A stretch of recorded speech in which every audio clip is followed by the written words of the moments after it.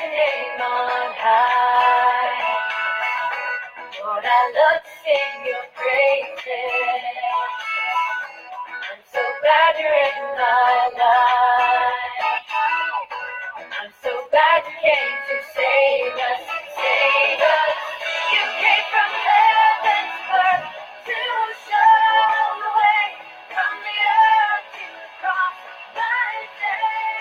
Hey, from the cross to the grave, from the grave to the sky. Lord, I lift your name on high. Yeah, yeah. Lord, I lift your name on high. Lord, I love to sing your praises. I'm so glad you're in my life. Nous vous saluons au nom du Seigneur Jésus-Christ. Nous continuons notre mission. Nous avons connu un problème de connexion. Alors, nous y allons vite pour gagner le temps. Et nous avions déjà parlé dans la partie précédente de la tenue de la femme dans l'Église. Nous avions dit ceci, que l'Écriture nous dit qu'à cause des anges, la femme doit avoir la marque, doit avoir sur sa tête la marque de l'autorité dont elle dépend. Alors le frère Paul dit que c'est à cause des anges. Voilà pourquoi nous avions donné l'écriture d'Ésaïe au chapitre 6. Quand Ésaïe a vu le Seigneur sur son trône, il a vu le Seigneur sur le trône élevé, et les pans de sa robe allaient jusqu'au parvis, et il a vu des séraphins autour du trône qui disaient « Saint, Saint, Saint est l'Éternel des armées ». Et les séraphins, ce sont des anges. Les séraphins que Ésaïe avait vus, ce sont les 4 vivants que Jean avait vus. Là, nous sommes dans le livre d'Apocalypse chapitre 4. Quand vous lisez Apocalypse chapitre 4, vous verrez que Jean, lui, il a vu les 4 êtres vivants ayant 6 ailes. Donc, les 4 êtres vivants, c'est que le frère Jean appelle 4 êtres vivants. C'est ça, c'est que le bien-aimé Ésaïe appelle des séraphins. Et quand vous allez dans le livre d'Ézéchiel, Ézéchiel les appelle comme étant des animaux. Donc c'est la même chose. Seulement les appellations diffèrent. Alors ces anges ici, devant le Seigneur, ils sont en train d'adorer le Seigneur. Quand ils adorent le Seigneur, la Bible dit qu'ils se couvrent leur visage. Voilà pourquoi le frère Paul va prendre cette écriture.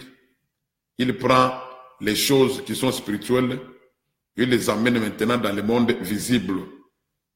Puisque nous sommes en train de dire que la doctrine, c'est mettre en pratique des choses qu'on ne voit pas. Puisque la parole de Dieu, elle est spirituelle. Quand on la pratique, quand on la met en pratique, on la rend visible. Donc, dans le ciel, les anges qui louent le Seigneur, ils se couvrent leur face. Les anges, ils ont une face de lumière. Les anges, leur face, c'est une face qui brille. Voilà pourquoi ils se couvrent leur visage. Puisque en se couvrant leur visage, c'est-à-dire qu'ils sont en train de couvrir leur gloire devant Dieu.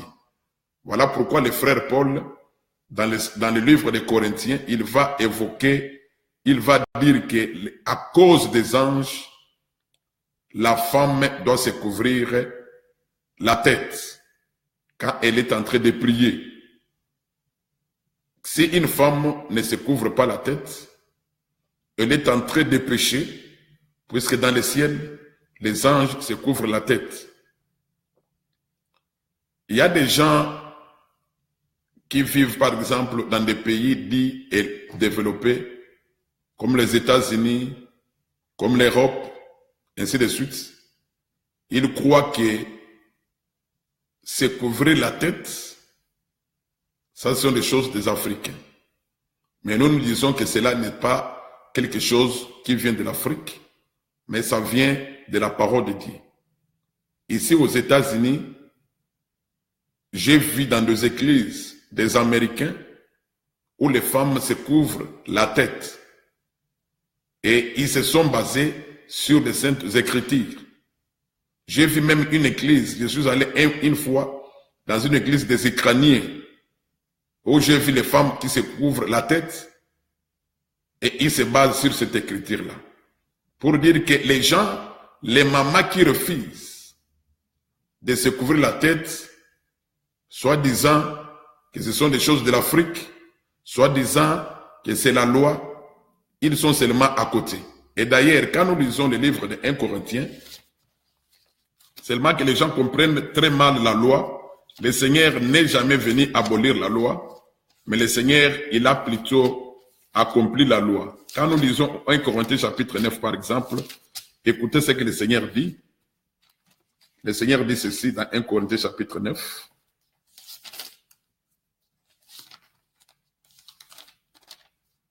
Je vais lire ça. Je lis à partir du verset 20. Avec les Juifs, j'ai été comme Juif afin de gagner les Juifs. Avec ceux qui sont sous la loi comme sous la loi, quoique je ne sois pas moi-même sous la loi, afin de gagner ceux qui sont sous la loi.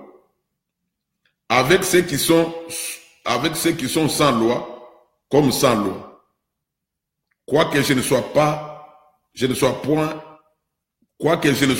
sans la loi de Dieu, étant sous la loi de Christ, afin de gagner ceux qui sont sans loi. Voilà.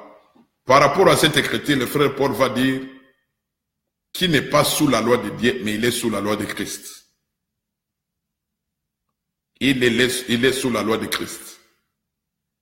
La loi de Christ, c'est quelle loi? Est-ce qu'elle était différente de la loi de Dieu?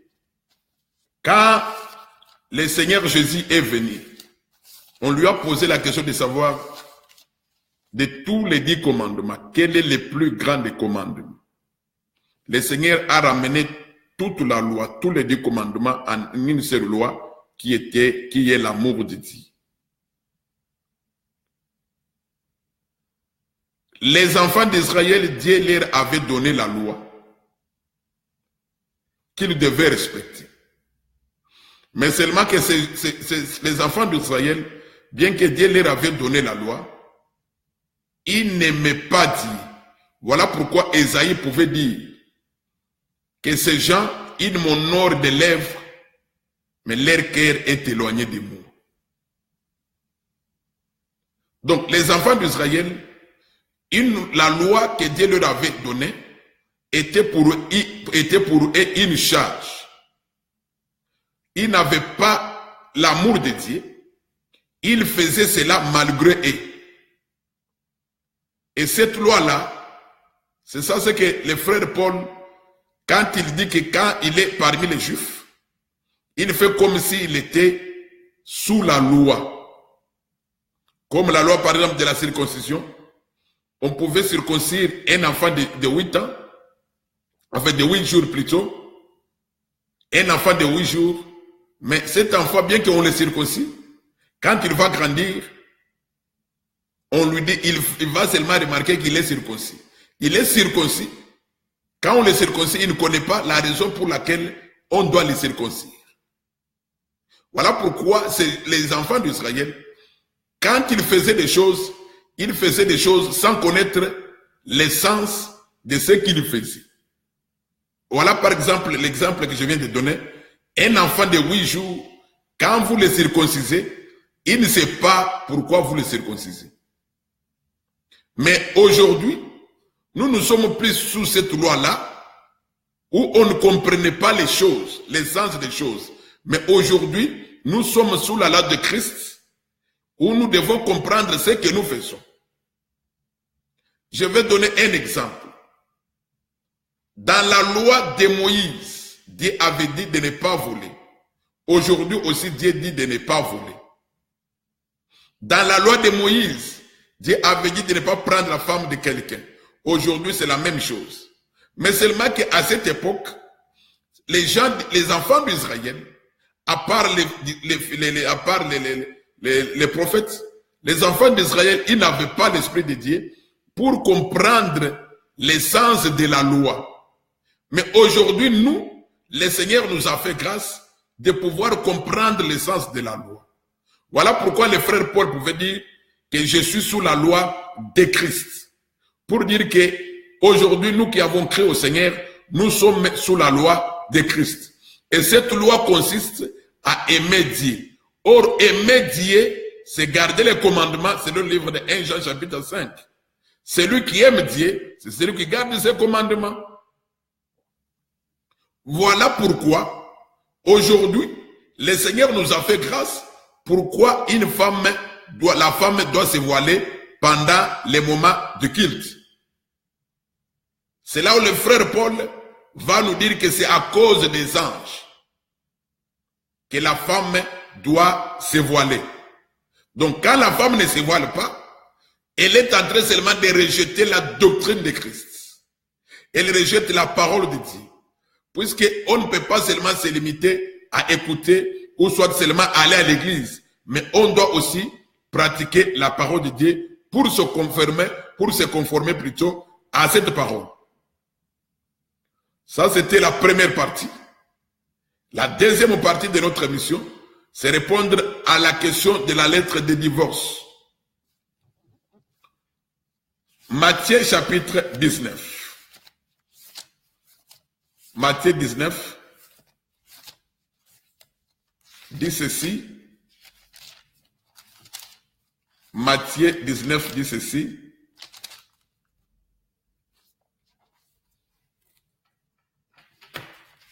Je vais lire le verset 3. Les pharisiens l'abordèrent et dirent, pour l'éprouver, est-il permis à un homme de répudier sa femme pour un motif quelconque? Il répondit, n'avez-vous pas lu que le Créateur au commencement fit l'homme et la femme? Et qu'il dit, c'est pourquoi l'homme quittera son père et sa mère et s'attachera à sa femme, et les deux deviendront une seule chair. Ainsi, ils ne sont plus deux, mais ils sont une seule chair. Que l'homme donc ne sépare pas ce que Dieu a joint. Pourquoi donc, lui dire-t-il, Moïse a-t-il prescrit de donner à la femme une lettre de divorce et de la répudier? Il leur répondit, c'est à cause de la dureté de votre cœur que Moïse vous a permis de répudier vos femmes. Au commencement, il n'en était pas ainsi. Mais je vous dis que celui qui répudie sa femme, sauf pour infidélité, et qui en épouse une autre, commet un adultère. Ses disciples lui dirent, si telle est la condition de l'homme à l'égard de la femme, il n'est pas avantageux de se marier. Voilà. Un bien-aimé a posé la question sur la lettre du divorce ou soit la cause du mariage. Selon la lecture que nous venons de faire, les pharisiens qui étaient les docteurs de la loi vont poser la question au Seigneur s'il était permis qu'on puisse répudier la femme pour un motif quelconque. Je préfère lire ça je lis ça dans choses, dans les livres dans la Bible, version Thompson.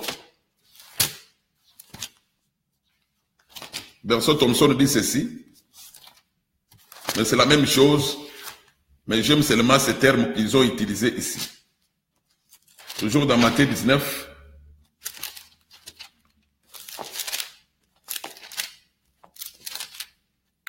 Matthieu chapitre 19. Dans Thompson, on dit ceci. Au verset 3. Les pharisiens l'abordèrent et dirent pour l'éprouver, est-il permis à un homme de répudier sa femme pour n'importe quel motif? Voilà. Lui, second, lui dit, pour un motif quelconque. Mais Thompson dit pour n'importe quel motif. C'est la même chose.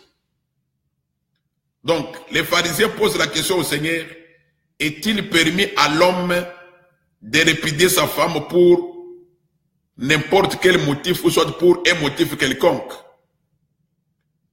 Le Seigneur les ramène au commencement. Il leur dit qu'au commencement, il n'en était pas ainsi. Et les pharisiens vont lui dire, pourquoi alors Moïse nous a prescrit d'écrire une lettre de divorce et de répudier la femme?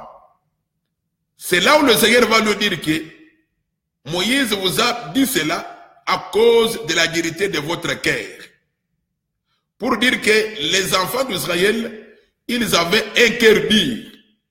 Comme ils avaient un cœur dur, c'est alors que Moïse leur avait ordonné de pouvoir écrire une lettre de divorce et de répudier la femme pour un motif quelconque, pour n'importe quel motif ou soit n'importe quelle raison. Suivez-moi ici très bien. Vous qui allez suivre cette vidéo, suivez-moi ici très bien. Donc, Moïse avait permis de répudier la femme pour n'importe quel motif, pour n'importe quelle raison. C'est ça ce que dit la Bible. Alors, vous allez remarquer que quand le Seigneur vient, c'est lui maintenant qui donne la précision. Là, je suis au verset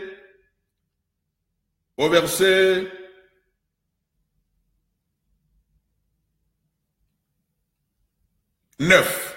Le Seigneur donne la précision pour dire, mais je vous dis que celui qui répudie sa femme, sauf pour infidélité.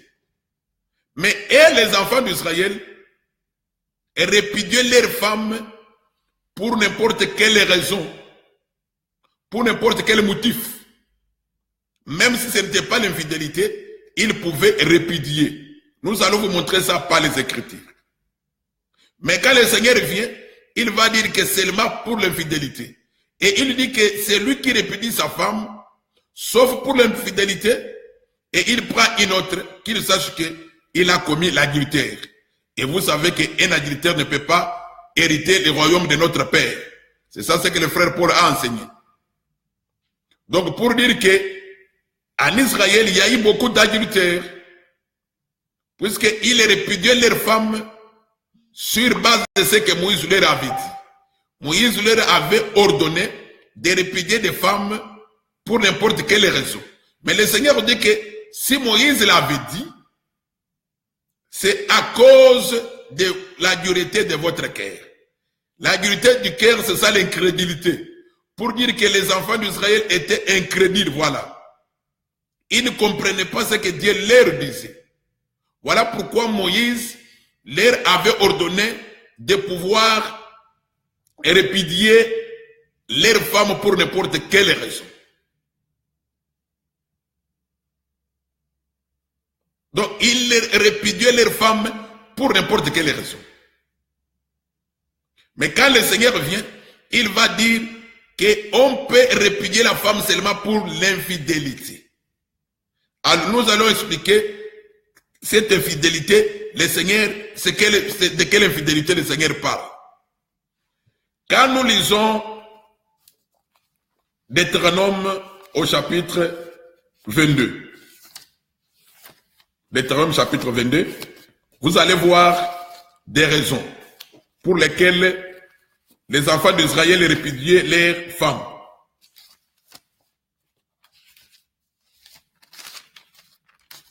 Je suis dans Matthieu et dans Deutéronome chapitre 22. Je lis à partir du verset 13. Si un homme qui a pris une femme et est allé vers elle éprouve ensuite de l'aversion pour sa personne. Je préfère lire ça encore dans Thompson. Thompson dit ceci, Nombre 22. Non, Deutéronome plutôt 22. Deutéronome 22. Deutéronome 22. Verset 13.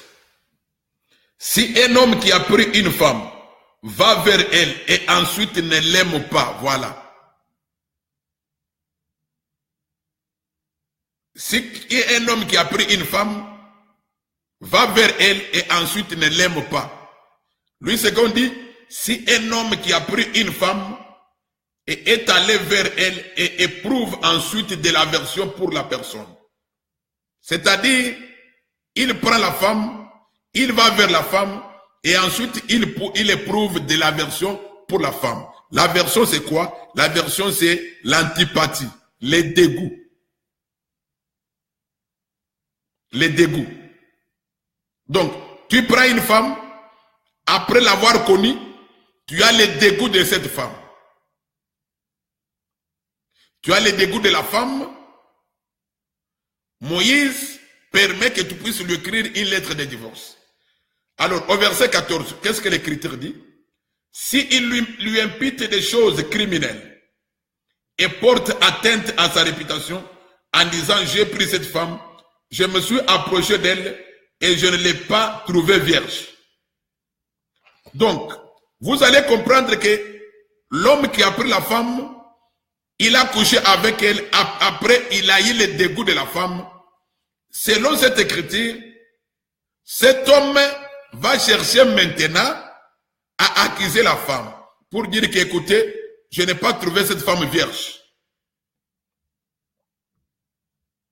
Or, en réalité, selon l'écriture noir sur blanc, ce n'est pas qu'il a trouvé la femme vierge, mais l'écriture dit qu'il a eu le dégoût. Il a eu le dégoût de la femme, alors il va maintenant lui imputer des choses criminelles. Pour dire que non, écoutez, la femme que j'ai pris, je ne l'ai pas trouvée vierge. Alors, au verset 15, la Bible dit, alors le père et la mère de la jeune femme prendront les signes de sa virginité et les produiront devant les anciens de la ville à la porte, le père et la jeune femme dira aux anciens, j'ai donné ma fille pour femme à cet homme, il l'a prise en aversion. C'est-à-dire qu'il l'a dégoûté. Il lui impute des choses criminelles en disant, je n'ai pas trouvé ta fille vierge. Or, voici les signes de virginité de ma fille. Et ils déployeront son vêtement devant les anciens de la ville. Voilà. Les anciens de la ville saisiront alors cet homme et les châtieront parce qu'il a porté atteinte à la réputation d'une vierge d'Israël. Ils les condamneront à une amende de 100 cycles d'argent qu'ils donneront au père de la jeune femme. Elle restera sa femme et il ne pourra pas la renvoyer tant qu'il vivra. Mais si le fait est vrai, si la jeune femme ne s'est point trouvée vierge, on fera sortir la jeune femme à l'entrée de la maison de son père, elle sera lapidée par les gens de la ville et elle mourra parce qu'elle a commis une infamie en Israël en se prostituant dans la maison de son père. Tu ôteras ainsi le mal du millier de toi. Par rapport à cette écriture, l'homme qui a pris la femme, après avoir couché avec elle, il a de l'aversion, l'antipathie, le dégoût de la femme. L'écriture dit que cet homme, s'il accuse, il dit que la femme que j'ai prise, je ne l'ai pas trouvée vierge. Les parents de la fille vont prendre les vêtements, ils vont déployer les vêtements devant les anciens pour dire que voilà, ici c'est les signes de la virginité. Cet homme, il a pris notre fille en aversion, c'est-à-dire il a dégoûté notre fille. Et si la chose est vraie, si on voit les signes de la virginité, l'homme sera puni et il ne va plus abandonner cette femme aussi longtemps qu'il vit. Mais si la chose est vraie, la femme sera brûlée, puisqu'elle s'est prostituée dans la maison de son père. Mais le problème c'est quoi?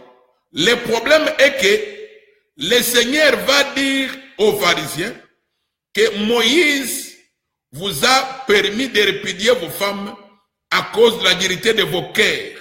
C'est-à-dire qu'ils étaient incrédules. Ce que Moïse avait fait ne devait pas se faire comme ça. Moïse l'avait fait puisque le peuple était incrédule. Écoutez, quand vous lisez Proverbe 26, pour comprendre ce que Moïse avait fait, nous lisons Proverbe 26. Proverbe 26. Je vais lire le verset 5.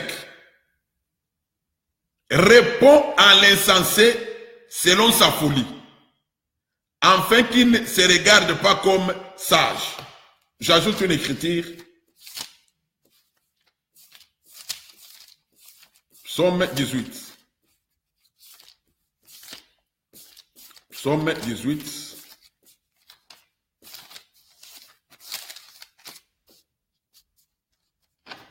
Je lis à partir du verset 25.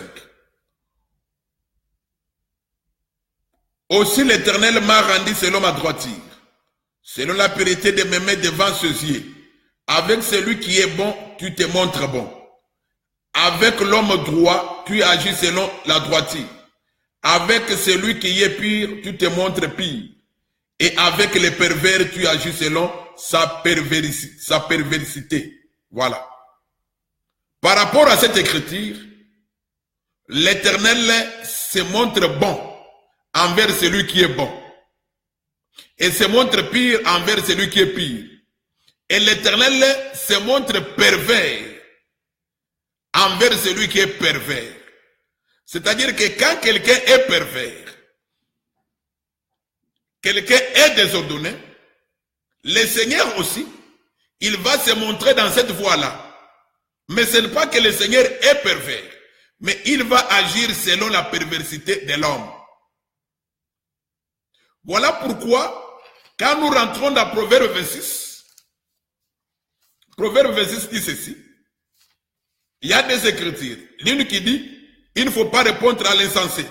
L'autre qui dit, répond à l'insensé selon sa folie. Proverbe 26, au verset 4, on dit, ne réponds pas à l'insensé selon sa folie, de peur que tu ne lui ressembles toi-même. Réponds à l'insensé selon sa folie, afin qu'il ne se regarde pas comme un sage. Voilà. Par rapport à cette écriture ici, ne réponds pas à l'insensé selon sa folie, sinon tu seras comme lui. Mais l'autre écriture au verset 5 dit que réponds aussi à l'insensé pour qu'il ne se regarde pas comme sage. C'est-à-dire que quand tu réponds à l'insensé, selon sa folie, tu seras comme lui. Tu vas agir selon lui. Mais en réalité, tu n'es pas lui. Voilà quand Moïse, d'ailleurs avant de parler de Moïse, vous allez vous souvenir que quand le peuple d'Israël est arrivé à la destination, ce peuple avait demandé que Dieu puisse leur donner un roi comme les nations. Or, dans le plan de Dieu, il ne fallait pas que ça soit ainsi. Mais Dieu leur avait donné ce roi pour répondre à leurs demandes. Mais vous allez remarquer que quand Saoul est arrivé au pouvoir, Saoul les avait maltraités. C'est-à-dire que le Seigneur avait agi selon la perversité de ces gens-là. Voilà pourquoi l'Écriture dit que envers celui qui est pervers, tu te montres aussi pervers. Tu agis selon sa perversité. Donc le Seigneur agit selon la perversité quand quelqu'un se montre pervers. Voilà pourquoi, si Moïse avait prescrit aux enfants d'Israël d'écrire la lettre de divorce à leur femme pour n'importe quel motif, pour n'importe quelle raison, c'est puisqu'ils étaient incrédules. Ils ne voulaient pas comprendre ce que Dieu leur disait. C'est ainsi que Moïse leur avait prescrit. Voilà alors quand nous lisons Deutéronome chapitre 22, là où nous avons lu, l'Écriture va dire que si un homme qui a pris une femme, après avoir connu la femme, après avoir couché avec la femme, il prend la femme en aversion. C'est-à-dire qu'il il a le dégoût de la femme. Quand il a le dégoût, c'est alors qu'il va chercher les motifs pour répudier la femme. C'est là qu'il va dire, écoutez, j'ai pris cette femme, elle n'était pas vierge. Mais l'Écriture nous dit que après avoir couché avec la femme, il ne l'aime plus. C'est ça ce que Thomson dit. Thomson est très clair au verset de Deutéronome 22, verset 13. Si un homme qui a pris une femme va vers elle, ensuite ne l'aime pas. Voilà. Donc, le dégoût vient après qu'il ait couché avec la femme. Là maintenant, il va maintenant chercher un motif. Le motif qu'il cherche ici, il va dire qu'écoutez, je n'ai pas trouvé cette femme vierge. Et il va accuser la femme. Vous allez remarquer que dans le livre de 2 Samuel, Amnon, le fils de David, qui aimait sa sœur Tamar, nous lisons ça.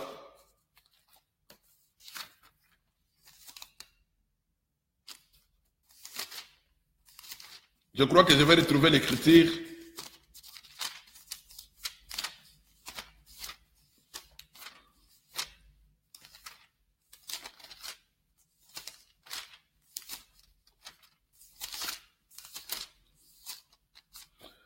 De Samuel chapitre 13. 2 Samuel chapitre 13.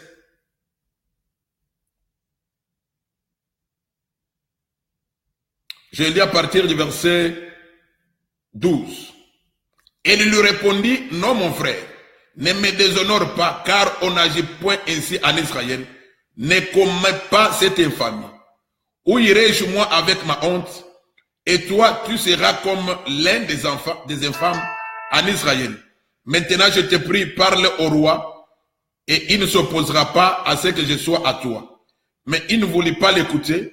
Il lui fit cette violence. Il lui fit violence, la déshonora et coucha avec elle. Puis Amnon eut pour elle une forte aversion, plus forte que n'avait été son amour. Il lui a dit, lève-toi, va-t'en. Voilà. Amnon aimait sa sœur Tamar. À cause de l'amour qu'il avait envers Tamar, sa sœur, il s'était fait même malade.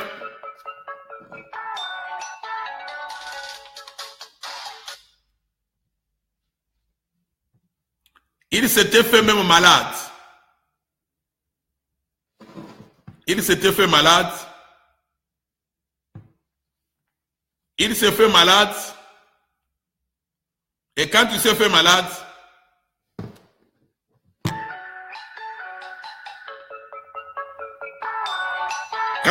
malade, l'Écriture dit,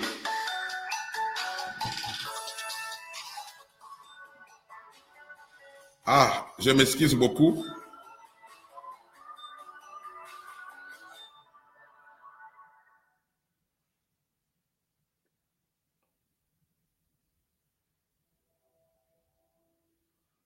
Je disais que Amnon s'est fait malade à cause de l'amour qu'il avait envers Tamar. Mais après avoir connu Tamar, l'Écriture va nous dire qu'il a eu de l'aversion envers Tamar. L'aversion, c'est le dégoût. Voilà pourquoi il avait commencé à chasser Tamar de la maison. Donc il a eu le dégoût. Après avoir connu Tamar, il a commencé à chasser Tamar. C'est ça ce que les enfants d'Israël faisaient. Ou après avoir connu la femme, il a mené le dégoût.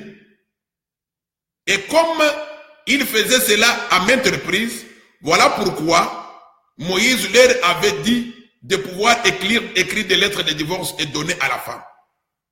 Mais quand le Seigneur vient, le Seigneur va dire qu'on ne peut pas répudier sa femme seulement à cause de l'infidélité.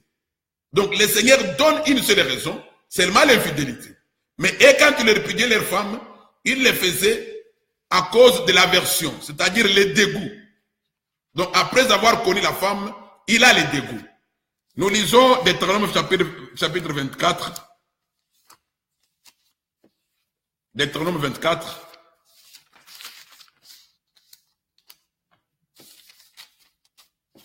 Deutéronome 24.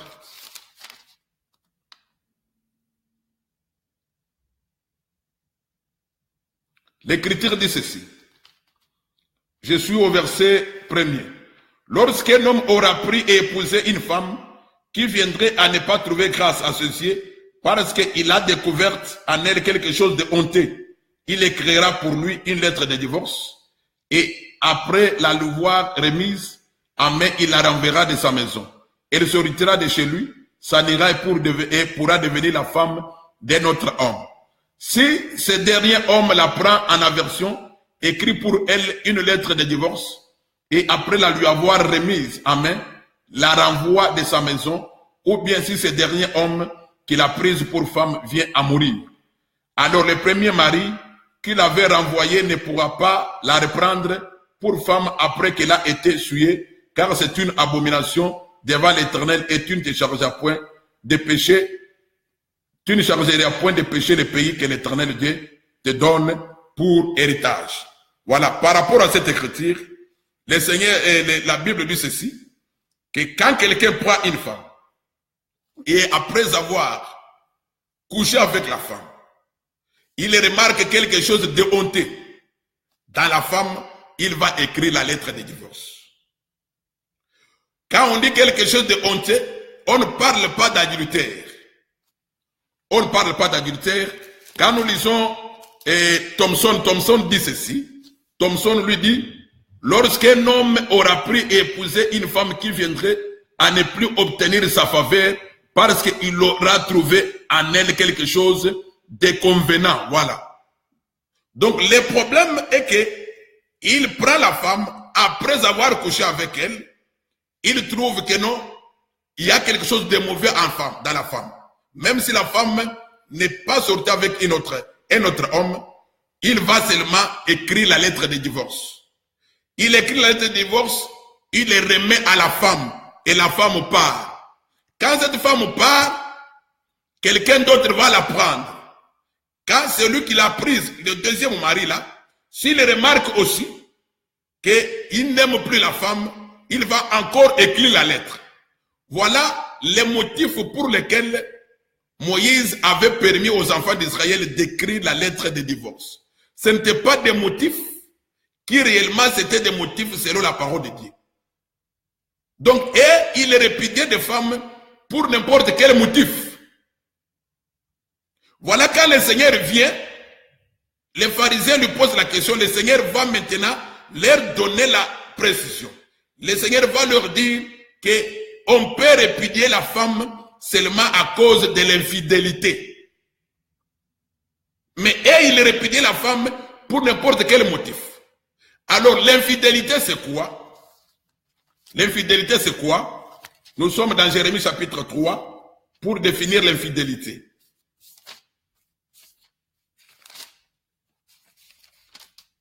L'infidélité, Jérémie 3. Jérémie 3 dit ceci.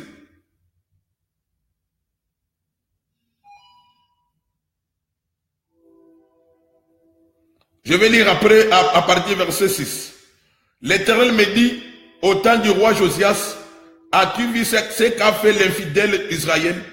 Elle est allée sur toute montagne, élevée et sous tout arbre vert, et là elle s'est prostituée.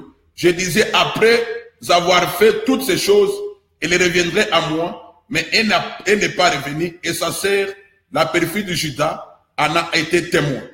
Quoique j'eusse répudié le fidèle Israël à cause de tous ses adultères, et que je lui ai donné sa lettre de divorce. Voilà. Donc, les enfants d'Israël, après la mort de Salomon, Israël était divisé en deux. D'un côté, il y a eu Juda, de l'autre côté, il y a eu Samarie. Donc, 10 tribus et 2 tribus d'un côté. Les deux parties, donc, du côté Samarie et du côté de Juda, tous avaient commencé à se prostituer, c'est-à-dire à adorer d'autres dieux. Le fait qu'ils adoraient d'autres dieux, l'Écriture dit qu'ils sont devenus infidèles. Et la Bible dit qu'ils ont commis l'adultère. Donc, la Bible appelle l'infidélité, ce que la Bible appelle l'infidélité, c'est ça, l'adultère. C'est-à-dire, la femme a pris un autre mari. Donc, l'infidélité dont la Bible parle ici, ce n'est pas dire que non, puisque la femme a désobéi à telle chose. Non. Ce que le Seigneur appelle l'infidélité, c'est ça, ce qu'on appelle l'adultère. Ça, c'est ce que l'Écriture dit. Voilà, le Seigneur, à cause de l'infidélité d'Israël, le Seigneur a dit qu'il était remis la lettre de divorce. Voilà. Le Seigneur a remis la lettre de divorce à Israël à cause de l'infidélité, à cause de l'adultère. Mais ce que les enfants d'Israël faisaient, et ils remettaient des lettres de divorce, non à cause de l'infidélité, mais à cause de n'importe quel motif.